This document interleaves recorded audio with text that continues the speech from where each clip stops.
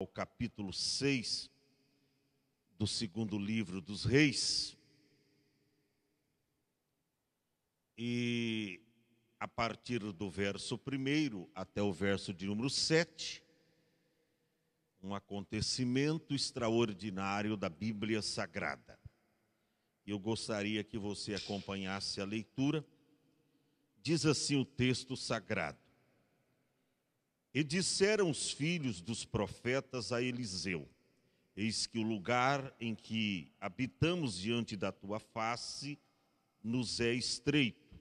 Vamos, pois, até o Jordão e tomemos de lá, cada um de nós, uma viga, e façamo-nos ali um lugar para habitar ali. E disse ele: Ide. E disse um: Serve-te de ires com os teus servos. E disse: Eu irei. E foi com eles, e chegando eles ao Jordão, cortaram madeira. E sucedeu que, derribando um deles uma viga, o ferro caiu na água, e clamou e disse: Ah, meu Senhor, porque era emprestado. E disse o homem de Deus: Onde caiu? E mostrando-lhe ele o lugar, cortou um pau e o lançou ali, e fez nadar o ferro. E disse: Levanta-o. Então ele estendeu a sua mão e o tomou. E você toma assento dizendo amém? Glórias a Deus. Lições do milagre do machado emprestado. Repita assim após mim: lições do milagre do machado emprestado. Esta história, esse incidente, para mim, é dramático e impressionante. Sem sombra de dúvida, um desafio aqui à lei da gravidade, que é quando você pega um objeto, por mais pesado que ele seja, e coloca na água, pode ser uma madeira, um pedaço de pau, e ele tende a ficar boiando. E um objeto de ferro, alguma coisa pesada, ele tende a ir para o fundo. E aqui eu vou mostrar para vocês que a lei da gravidade, ela foi vencida pelo milagre do machado emprestado. É interessante que quando Deus está na coisa, quando Deus está na direção, quando Deus está na frente, quando Deus está com você, desafios são vencidos, obstáculos são superados. Olha para cá, barreiras caem diante de você. Não é força sua, capacidade sua, talento seu. É o poder de Deus que habita em você. É Deus na sua vida que faz toda a diferença.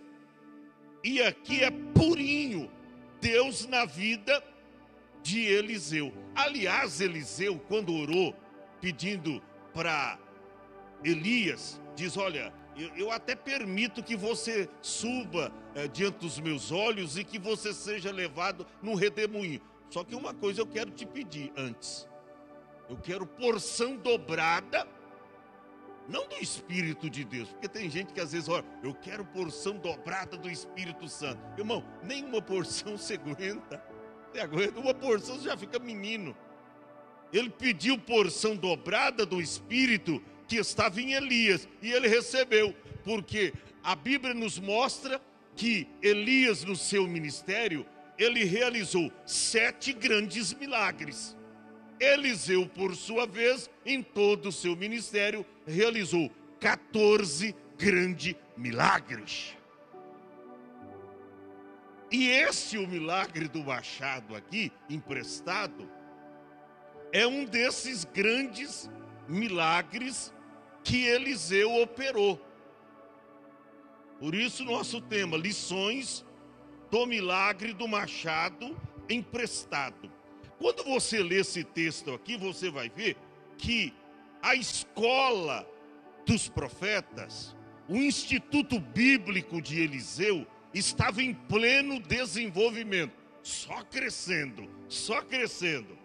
Ó, nessa história, vários fatos mostram a importância de estar debaixo de uma autoridade espiritual.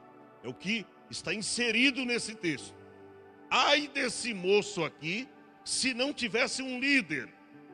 Ai desse moço aqui, se não estivesse debaixo da cobertura espiritual de um profeta, de um líder, de um pastor.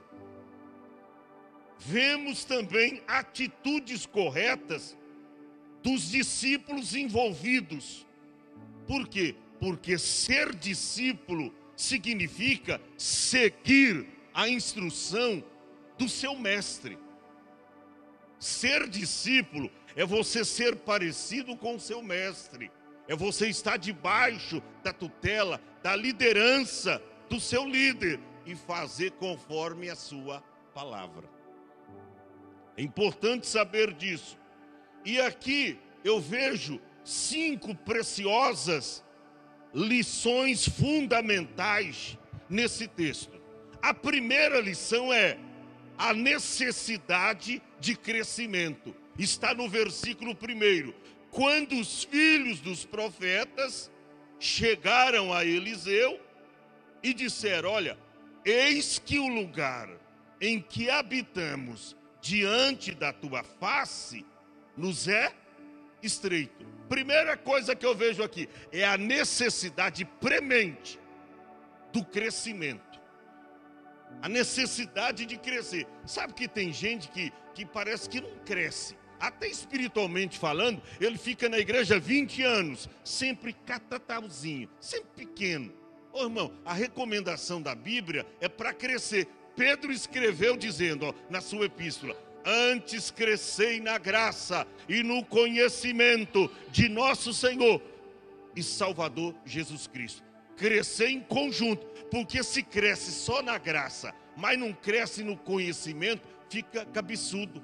Eu conheço pessoa que cresceu só na graça, mas é infantil no conhecimento, ficou raquítico. A mente não compreende, é ludibriado com palavra. É para crescer na graça, mas também no conhecimento. De quem? De nosso Senhor e Salvador, Jesus Cristo. Crescer no conhecimento. E aqui nós encontramos a necessidade de crescimento. Porque os filhos dos profetas, que eram os futuros profetas daquela geração de então, eles estavam ali sob a liderança de Eliseu. Todavia o lugar era pequeno, era estreito, e eles estavam tendo dificuldades para estarem juntos, para estudar a palavra. Eles estavam tendo dificuldades para estarem dormindo. Eles tinham sérios problemas. Aí eles chegam para Eliseu com essa vontade de crescer, de expandir, e eles dizem: olha, eis que o lugar em que habitamos diante da tua face nos é estreito. Daí eu me lembro do que está escrito em Isaías, capítulo de número 54, versículo de número 2, que diz: amplia o lugar da tua tenda. Ó, e as cortinas das tuas habitações se estendam. Não fica ali. Tem gente que parece ter uma visão medíocre, insignificante. Você está com um comérciozinho assim: não, isso aqui é assim, isso aqui é o meu ganha-pão, eu não quero expandir, eu não quero crescer, porque aí já vou ter que contrair, vou ter que contratar funcionário. A minha visão é pequena, é aqui, ó. Eu estou tirando o meu sustento, tá bom. visão raquítica, pequena. Ele não tem vontade de crescer. Agora, por contrapartida, tem gente que na vida espiritual é a mesma coisa. Quer dar um testemunho? Não, mas eu não ligo muito com isso, não. Me deixa quieto. Irmão, você não quer estudar a palavra para daqui uns dias aqui você trazer uma... Não, mas sabe, ele não quer crescer. Ele não sente a necessidade de crescer. Ô, gente, vamos mudar. Vamos ter uma visão ampla de crescimento. E eu não estou dizendo, não é só em área material da sua vida, não. Em todas as áreas da sua vida, você precisa crescer. Não deixa o infantilismo cristão te pegar, porque tem gente que fica 20 anos na igreja. Se perguntar, irmão, onde está escrito lá que Deus amou o mundo de tal maneira? Irmão, eu acho que é em Salmo. Acho que é o Salmo 23. Não, irmão, o Salmo 23 é do Salmo do bom pastor. É João 3,16, irmão. Não, eu nunca aprendi. Por isso que a gente coloca o propósito aí e brada todo culto para pelo menos você aprender um versículo por ano. Qual o versículo desse ano? 1 Tessalonicenses 5,18. Pelo menos você guardar um versículo. Agora, tem que guardar desse ano, e se eu perguntar o do ano passado, você tem que saber, tá? Porque tem gente que esqueceu. Ouvintes esquecidos. Está escrito, é para ampliar o lugar das tuas habitações. Não o impeçais, alonga as tuas cordas e firmam bem as tuas estacas. Por quê? Porque transbordará a mão direita e a mão esquerda, e a tua posteridade possuirá as nações e fará que sejam habitações das cidades assoladas. Gente, visão de crescimento. Eles estavam sentindo que o lugar estava estreito. E se chegasse ali um jovem aprendiz para estudar na escola de Eliseu, não cabia mais ninguém, não tinha mais espaço. E aí eles chegam e dizem, estamos com esse problema. O lugar em que habitamos diante da tua face nos é estreito. Ou seja, eles sentiram a necessidade de crescer. Será que você não sente? Tem gente que não cresce espiritualmente, fica na igreja 10 anos. Mas eu ainda estou lutando para me libertar. Jesus, 10 anos não se libertou? Qual o seu verdadeiro encontro e o seu grau de comprometimento com Cristo? Ainda não se libertou? Eu vim para a igreja, a primeira pregação eu me converti e larguei de tudo que não presta. Larguei de tudo, larguei de fumar, larguei de beber, larguei de tudo. E conhecereis a verdade, e a verdade vos... Jesus é a verdade. Eu conheci Jesus, pronto. Acabou a mentira, acabou as coisas erradas. É tão fácil. E não consegue se libertar, não consegue se firmar na igreja, vive capengando na fé, vive, atrofiado na fé. Gente, vamos ter visão de crescer no conhecimento de Deus. Como diz Oséias capítulo 6. Conheçamos e prossigamos em conhecer ao Senhor. Não conhecer Ele, mas conheça Deus mais. Porque quando você conhece a Deus mais, você usufrui de comunhão com Ele, você cresce espiritualmente, e como diz aí, como a alva será a saída, e Ele a nós virá como a chuva seródia que rega a terra. É desta forma que você precisa ter visão de crescimento. Primeira lição que eu aprendo aqui, entre os filhos dos profetas, é esta visão. Eles sentiram a necessidade de crescer. Segunda lição, eles consultaram o homem de Deus. Está no versículo de número 2. Diz assim: vamos, pois, até ao Jordão e tomemo-nos de lá, cada um de nós, uma viga, e façamo-nos ali um lugar para habitar ali. E disse ele, vai, ou ide. que me chama a atenção aqui é que eles consultaram o homem de Deus. Os próprios estudantes, eles tomaram a iniciativa da expansão, mas pedem a liderança do seu mestre principal.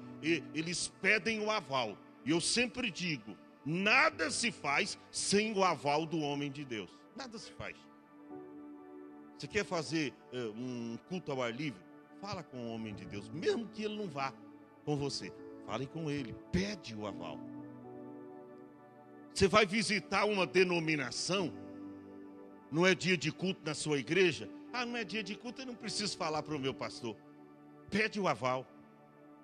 Isso vai fazer toda a diferença na sua vida. Pede o aval. Pastor, eu sei que hoje não é dia de culto, mas o senhor me permite visitar uma igreja onde eu fui convidado? Para o pastor saber aonde anda. Ah, mas e se é uma igreja nossa, uma igreja, não tem problema, avisa o pastor. Porque de repente pode chegarem lá você e eles te dão a oportunidade e o pastor está aqui intercedendo. Senhor, se derem oportunidade para minha ovelha lá na nossa igreja, use a ovelha. É sempre bom em todas as áreas você consultar o homem de Deus. Nada se faz sem o aval do homem de Deus. E aqui eu vejo isso. Ora, claro que Eliseu aprovaria esta visão de crescimento. Mas mesmo assim, está escrito que eles consultaram. Eles dizem, vamos, pois, até o Jordão e tomemos de lá, cada um de nós, uma viga. E façamos-nos ali um lugar para habitar ali. E disse ele, vai. Eles consultaram o homem de Deus. Tem gente que vai primeiro, depois que foi, aí traz a resposta. Ah, eu estive em tal lugar. Aí não tem jeito, irmão. Já foi. Se o homem de Deus fosse falar não, pronto, você já foi. Para que deixar dar o aviso depois? Ou outros já chega decidido. Pastor, eu estou indo. Está indo, irmão, nem precisa avisar. Estou indo. Pastor, tem a sua bênção. Tem a sua permissão. Irmão, porque a nossa geração no passado era mais abençoada na igreja e em área da família e dos negócios, porque a gente estava debaixo da égide de um pastor, da tutela de um pastor, da cobertura da autoridade espiritual de um pastor, e aí a gente recebia a bênção de Deus, porque a Bíblia diz que o menor é abençoado pelo maior. O menor é abençoado pelo o maior. E quando a gente entende isto, tá? Não é só os oficiais, os diáconos, evangelistas, presbítero, missionário, não. Todos os membros da igreja deveriam proceder assim. Sabe por quê? Porque isso mostra que você está inserido em Hebreus 13 e 17. Obedecei a vossos pastores e sujeitai-vos a eles, porque eles velam por vossas almas. Pastor vela pelas almas que lhes são sujeitas, as que são obedientes, como aqueles que hão de dar conta delas, para que o façam com alegria, não gemendo, porque isso não vos seria útil. Então, isso me chama a atenção. Você vê, eles estavam estudando aqui, a teologia lá no passado. A escola judaica de profetas. Todavia, primeiro, eles sentiram a necessidade de crescimento. Primeira lição. Segunda, eles consultaram o homem de Deus. Quer ver a terceira lição? Eles convidaram o homem de Deus. Primeiro, eles sentiram a necessidade do crescimento. Segundo, eles consultaram o homem de Deus. Terceiro lugar, eles convidaram o homem de Deus. Veja o que está escrito no verso de número 3. E disse-lhe serve-te de ires com os teus servos E disse Eliseu: eu irei. Veja bem, Eliseu não somente aprovou a ideia, mas aceitou o convite. Aleluia. É verdade. Eliseu não só aprovou a ideia daqueles jovens aprendizes, mas ele aceitou o convite. Falou: estão aprendendo certo, estão fazendo tudo certinho. Primeiro, eles sentiram uma necessidade de crescimento. Segundo, eles me consultaram. Eles me honraram com essa atitude. Eles me consultaram. E em terceiro lugar, eles me convidaram. Eles me convidaram. Aí Eliseu, diante de uma atitude dessa, o que ele fez? Está aí, no verso de número 3, ele disse: eu irei. Ah, irmão, eu vou mostrar o final dessa história. Ai daqueles jovens, se Eliseu não tivesse ido. Ai daqueles jovens. Quantas tragédias poderiam ser evitadas na sua família se você consultasse antes o homem de Deus. Pastor, estou tentando comprar um carro aí, eu não sei, está meio estranho, o cara está falando tanta coisa e tal. Tem gente que compra, teve um que comprou pelo site, entregou toda a grana lá, 31 mil reais. Falei: irmão, mas o que você fez? Não, irmão, tá tudo certo, acho que vai dar tudo certo, amanhã eu vou buscar o carro. Aí ele entrou no dia seguinte: cadê o site? Cadê o site? Cadê o leilão do carro? Desapareceu. Perdeu 31 mil numa tacada só. Se tivesse consultado, irmão, pelo amor de Deus, não faça isso. Depositar para buscar o carro, irmão, isso é jogada, não vá, não vale. A mãe mostrou, não vá, pelo amor de Deus. Quantos negócios, casas mal compradas. A ver, comprou uma tapera, poderia com dinheiro comprar uma mansão. Não consultou o homem de Deus. Vou envolver o pastor nessa história, não. Tem gente, irmão, que, sabe, tá andando para trás igual caranguejo, ou dos lados, né? Que o caranguejo anda meio dos lados. E ele não aprende, porque não aprende a ser sujeito às autoridades espirituais da igreja. Aprenda isso. Ai desses jovens, se Eliseu não tivesse ido com eles. Mas como eles o convidaram, Eliseu disse: eu irei. Temos andado, eu pergunto para você, na companhia de homens de Deus? Fazendo uma analogia, eu percebo que, assim como a presença de Eliseu era importante para aqueles jovens aprendizes, a presença de Deus é fundamental hoje para mim e para você. Como a presença de Eliseu era de suma importância para aqueles jovens, para nós hoje, irmão, a presença de Deus é indispensável. Por isso que a Bíblia diz: me diz com quem andas, e eu te direi quem tu és. Cuidado com as más companhias, tá? Você vai acompanhando uma pessoa que está desenfreada na desobediência, não obedece pastor, não obedece liderança, nunca quer estar debaixo de uma autoridade espiritual. O meu negócio é a Bíblia, eu não obedeço a homem, eu obedeço a Bíblia. Mentira, que é a própria Bíblia que manda você ser sujeito às autoridades espirituais. É a Bíblia. Então eu aprendo muito com esses jovens aqui, nestas 5 lições. Primeira, a necessidade de crescimento. Segunda, eles consultaram o homem de Deus. Terceira, eles convidaram o homem de Deus.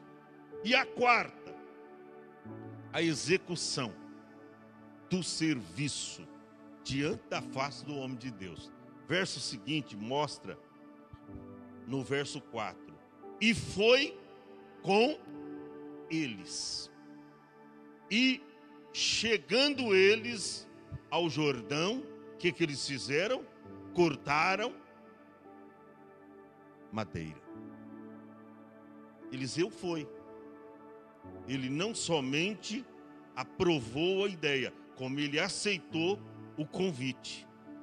Agora, interessante, animados e na companhia do profeta-chefe, Eliseu, eles põem a mão no arado, eles começam o trabalho.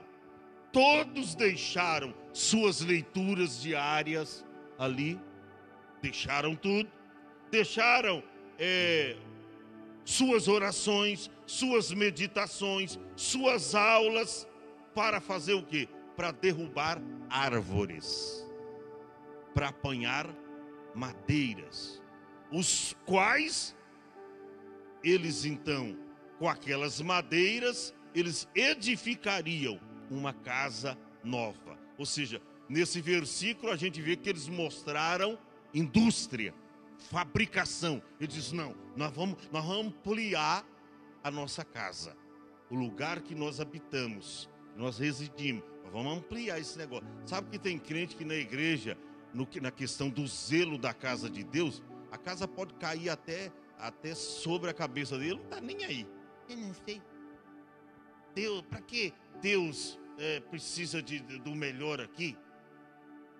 Para que a gente precisa de um som de primeira, de tudo arrumadinho? Deus não olha para essas coisas. Não olha o quê, meu camarada?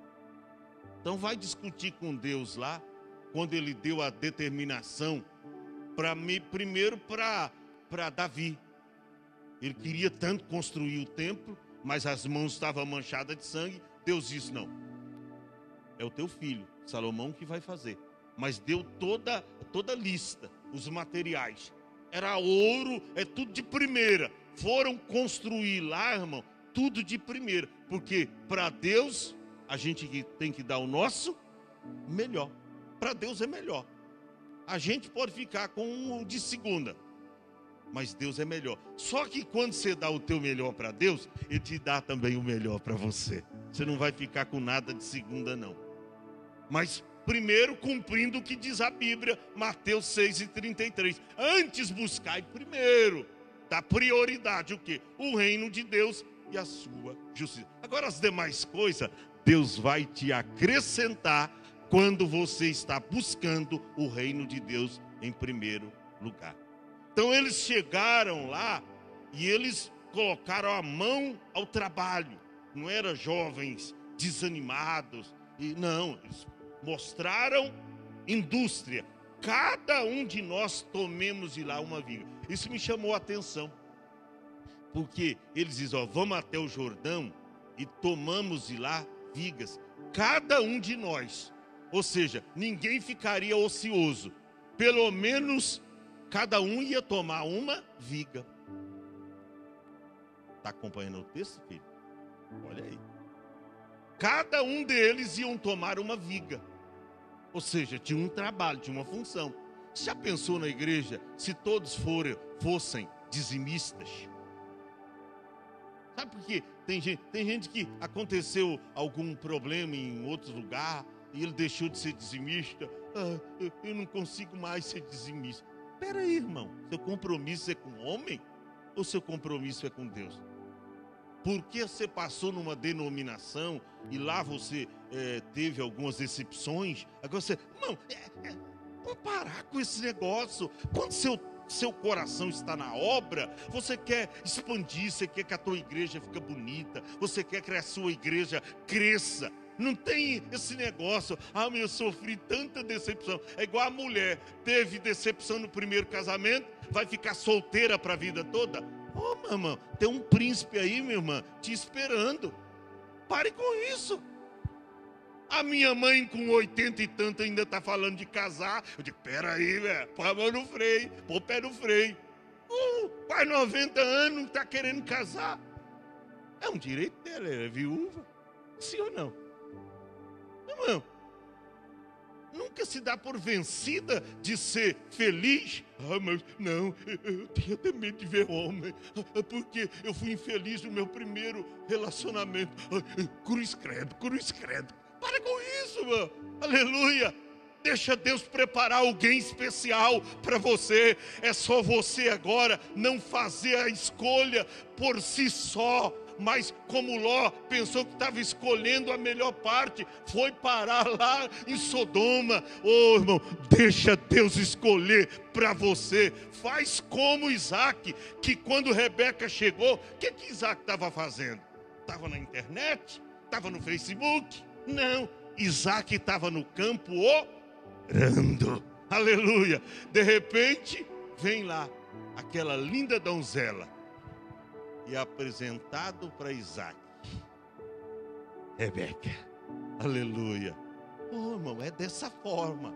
Então aprenda isso. Mão à obra. Nunca deixa, ser vencido pelo o desânimo, pela decepção. Olha aqui, eles dizem, não, nós vamos trabalhar. E eles foram. A quinta lição, eu falei de 5, porque é por causa do tempo, mas tem umas 8 aqui, tá? A quinta lição, eles precisaram do homem de Deus, sim ou não? Olha o verso de número 5. E sucedeu que, derribando um deles uma viga, o ferro caiu na água. E clamou e disse, ah, meu Senhor, porque era emprestado. Sabe que tem muita gente que critica esse moço, talvez pela sua inexperiência de tratar bem o machado, né? Que eu me lembro uma vez, meu pai me ensinando a cortar lenha, e eu começava a dar as machadadas na lenha, e eu virava um pouco o machado. Aí o ferro do machado batia no coisa, mas dava um tranco na mão. E na maioria das vezes, eu me lembro que eu cheguei a quebrar o cabo de um machado. Por manuseio errôneo. Então, tem gente que critica esse moço. Mas a Bíblia diz que ele derrubou a viga.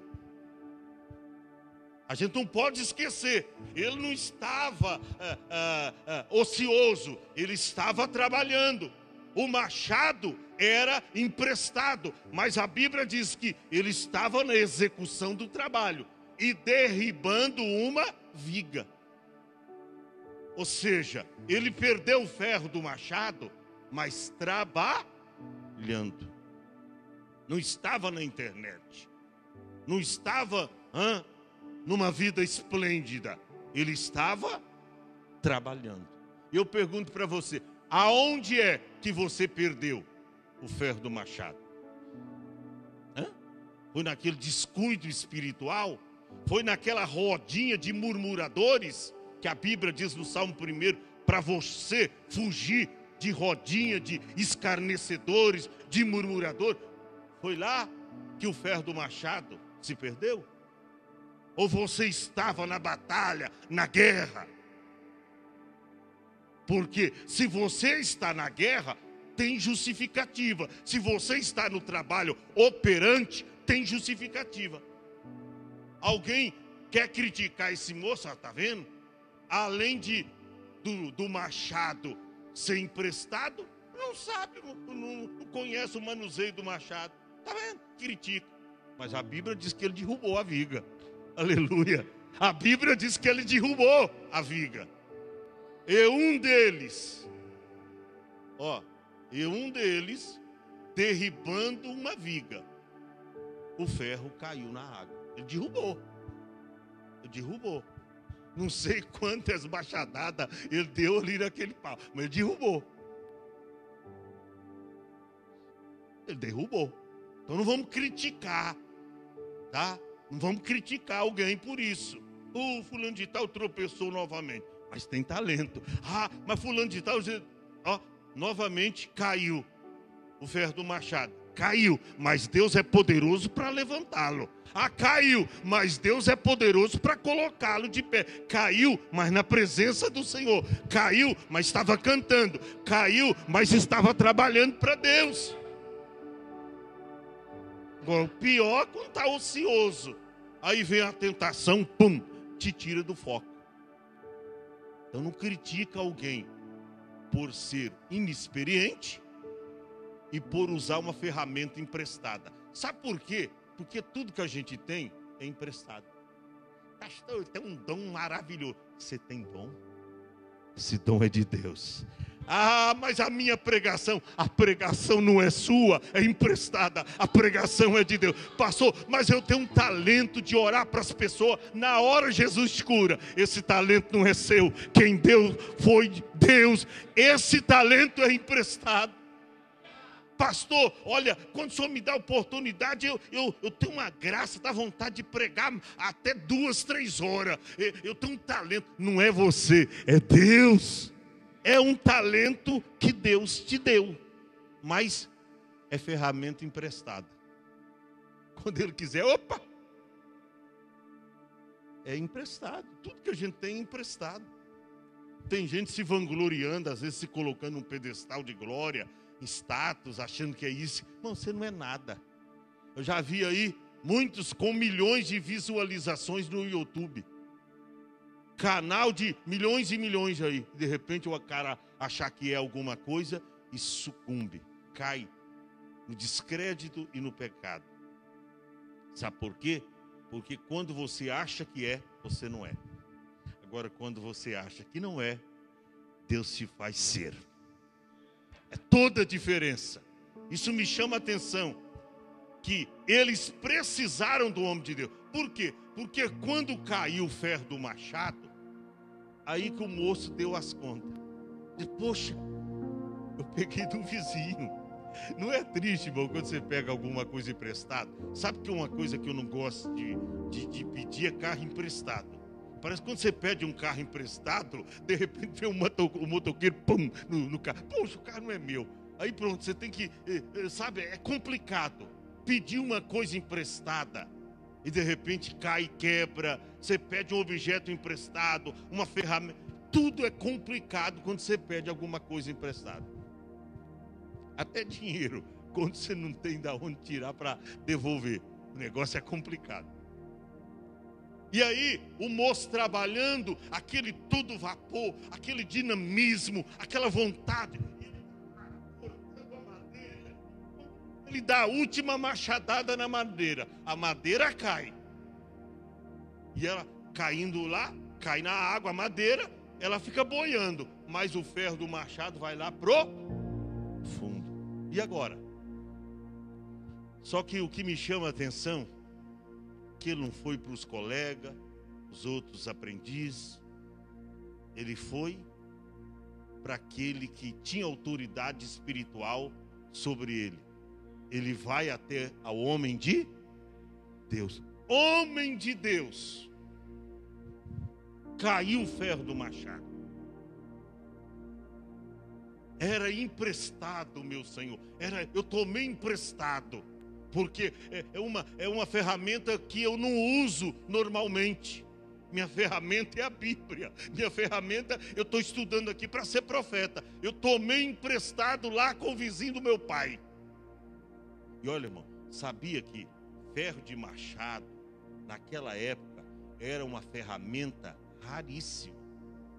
Nem todas as pessoas tinham um machado, o ferro do machado em casa. Era raríssimo. Às vezes tomava assim, era comum tomar emprestado. E aí o moço se vê diante desse big problema. Ah, meu Senhor, era emprestado. Só que, olha a importância de você ter ali o homem de Deus. O machado com que um deles trabalhava se solta do cabo e cai nas águas do rio. Observa que algo que foi perdido durante o trabalho, também no local do trabalho e na presença do líder, do profeta Eliseu. Algumas coisas perdem e começam a se perder dentro de casa, outras se perdem dentro da igreja, ou outras se perdem durante o trabalho na obra do Senhor. Mas ali estava o homem de Deus. E aí, o que aconteceu? A Bíblia diz no versículo 6, eu estou finalizando, e disse o homem de Deus, onde caiu. Parece que eu vejo aqui agora a ação do Espírito Santo chegando para mim e para você, aonde caiu o ferro do machado? Qual foi o lugar do seu tropeço, da sua derrota, da sua decepção? É ali mesmo que você vai se levantar. Até porque a Bíblia diz lá no Apocalipse, para levantar onde caíste. Levanta-te aonde caíste. Não é? Tem gente que cai aqui, quer levantar lá na Bahia. Caiu aqui, tem que levantar aqui. Caiu aqui, tem que levantar aqui. É interessante que Eliseu pergunta, aonde caiu o ferro do machado? Aonde caiu?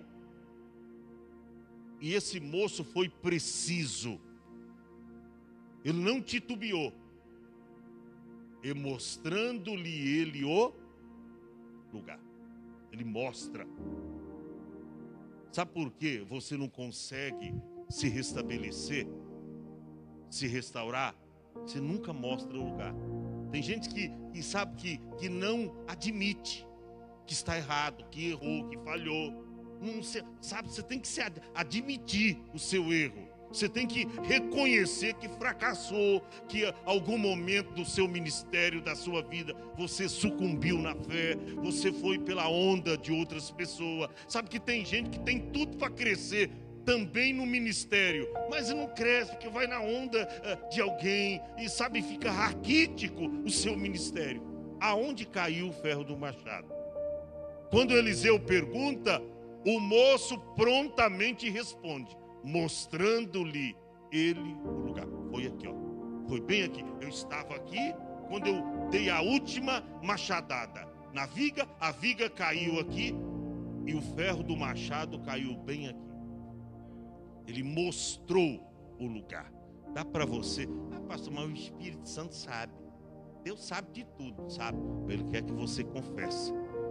Porque Provérbios 28:13 diz que aquele que encobre as transgressões nunca prosperará, mas aquele que as confessa e deixa, alcançará misericórdia. Ele quer que você mostre, Senhor, eu errei mesmo, eu falhei, eu não poderia ter pensado isso, eu não poderia ter falado isso. E tem gente que é assim, às vezes está ouvindo uma palavra instrutiva, que pode levantá-lo e colocá-lo de pé, mas não aceita, fica questionando. E aí sai lá fora, conversa com o vizinho. Está vendo a palavra? A palavra veio para restaurá-lo, ou para restaurá-la. Ô irmão, aceite a palavra, deixa a palavra de Deus impeirar na sua vida. Receba a palavra, coma a palavra, viva a palavra. Aonde caiu? E o moço mostra para Eliseu o lugar. O que Eliseu faz? O nosso tema, o milagre do machado emprestado. Ele corta uma madeira, corta um pau. Ele corta o quê? Um pau. E o que ele faz com aquele pau? Lança no lugar. Gente, aqui é o desafio da lei da gravidade. Você pega um pau, uma madeira, você joga na água. Ela só no cair lá um pouquinho, ela desce um pouquinho só das margens da água, mas nunca vai lá para o fundo. E ela permanece em cima. Você vê que lá no Amazonas tem gente que corta aqueles troncos e coloca no rio Amazonas, e já mostrou algumas reportagens, que aquelas toras grandes, elas vão descendo sobre as águas, e eles pegam lá numa outra margem, lá para lá, eles colocam em cima da água, porque não afunda. Só que aqui a lei da gravidade é vencida. Por quê? Porque Eliseu corta um pau e ele lança bem no lugar aonde caiu o ferro do machado. E quando ele joga, irmão, parece que eu vejo o Espírito Santo descer. Aleluia. Vai desafiar a lei da gravidade. E esse pau entra nas águas barrentas do Jordão. Porque a lei, irmão, um ferro de machado estava lá no meio da lama. Se procurasse lá, até com equipamento, seria impossível encontrar esse ferro de machado. O barro, o rio Jordão tinha 30 a 40 centímetros de lama, a parte de baixo. O machado caiu lá, meu Deus, já era. Não acha. Mas tem uma coisa, irmão. Quando você está debaixo da cobertura espiritual, sob a liderança de um homem de Deus, e quando você está na direção certa de Deus, o milagre instantaneamente acontece.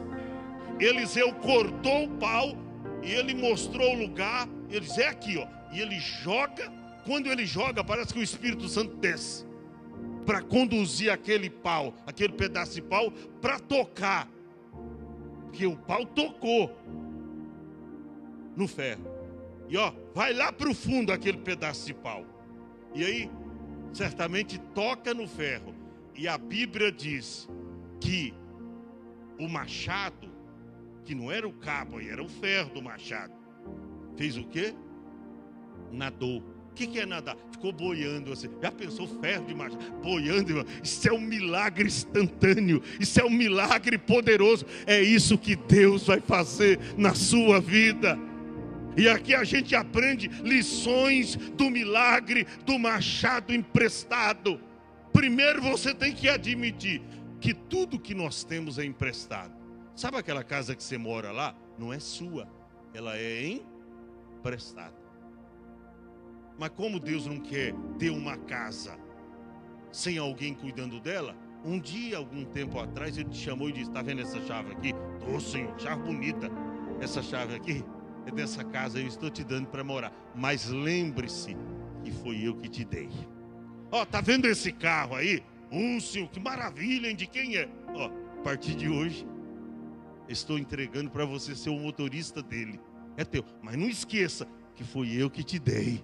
Aleluia. Você não pode esquecer jamais disso. Aí a Bíblia diz que quando Eliseu jogou o pau ali, fez flutuar, fez nadar ali o ferro. E aí o verso 7, fechando as cortinas. E disse Eliseu: levanta-o. Isso ele poderia fazer agora. Levanta-o. Então ele estendeu a sua mão e o tomou. Fica em pé. Eu não sei qual é o tipo de milagre que você está precisando hoje aqui. Todas as nossas ferramentas, as posses materiais, ferramentas espirituais, todas são emprestadas. João Batista escreveu no capítulo 3 que o homem não pode receber coisa alguma se lhe do céu não lhe for dado. Tudo que você tem foi Deus que te deu. Tudo foi Deus. Eu quero, antes de nós cantarmos, chamar você: pastor, eu estou precisando de um milagre nesta noite. Pastor, eu preciso de uma intervenção espiritual para a minha vida. Eu preciso de uma intervenção de Deus. Saia do teu lugar. Enquanto nós vamos cantar, eu quero orar por você. Pastor, eu estou precisando de saúde, restauração. Estou precisando disso, daquilo. Então venha depressa aqui.